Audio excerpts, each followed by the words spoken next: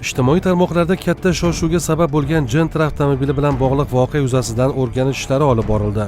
Ma'lum bo'lishicha, avtomobilni ishonchnomasiz va bir nechta transport vositasi bilan to'qnashuv sodir etib boshqargan shaxs haydovchilik guvohnomasiga ega bo'lmagan. Men edim bu yoqqa rulni burib tashladim, haydab ketayotgan paytim to'xtamadi-da, xo'p to'xtamadim keyin. Ko'p mashina urildi deydi, o'tirib qoldim men. Nechta mashina urganini bilmayman. Ulardan kechirim so'rayman.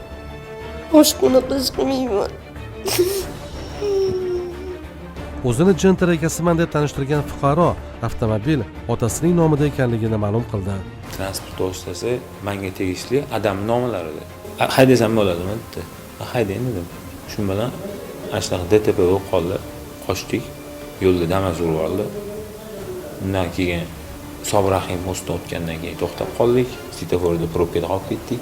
Orqaga razvorot qilib, streshni qaytdik keyin o'shanda 5 ta 6 ta mashinani DTP qildik. Qilgan ishimdan pushaymonman. Kechirim so'rayman. Qilgan ishimizdan jabrlangan odamlardan ham kechirishlarini so'rayman. Qaytarmayman boshqa. Nafaqat o'zini, balki boshqalar hayotini ham xavf ostida qoldirib, qo'pol ravishda qoidabuzarlik sodir etgan shaxslar yo'l-patrul xizmati inspektorining bir necha bor ogohlantirishiga qaramay harakatni to'xtatmagan. Davlat raqamlarini yechib olib harakatlangan qoidabuzarlar ichki ishlar organi xodimining qonuniy talabiga bo'ysunmay qarshilik ko'rsatgan. Sodir bo'lgan yo'l transport hodisasi oqibatida bir nafar haydovchiga tez tibbiy yordam ko'rsatilgan. 2025-yili 19-aprel kuni soat taxminan 07:10 da qora rangli Gentra o'zi bilan bir qatorda harakatlanib kelayotgan bir qancha transport vositalariga xavfli holat tug'dirgan holda texnik shikast yetkazganligi sababli ushbu avtoulovga maxsus qurilma orqali, ya'ni ro'par orqali to'xtash ishorasi berilganda avtoulov harakat tezligini yanada oshirib, yashirinishga harakat qildi. Mazkur holat yuzasidan haydovchi bilan tekshiruv ishlari olib borganimizda avtoulov boshqarish huquqini beruvchi me'yor hujjatlar yo'qligi, bundan tashqari avtoulovning davlat raqam belgisi yo'qligi aniqlandi. Tekshiruvlar davomida avtoulov davlat raqam belgisi yukxonasidan chiqib keldi. Yaxshiyam bu holatda yo'l-patrul xizmati inspektori tezkor qaror qabul qilib, qoidabuzarlarni to'xtatishga hamda vaziyatni o'z nazorati ostiga olishga erishdi. Aks holda voqea yanada ayanchli yakun topishi mumkin edi.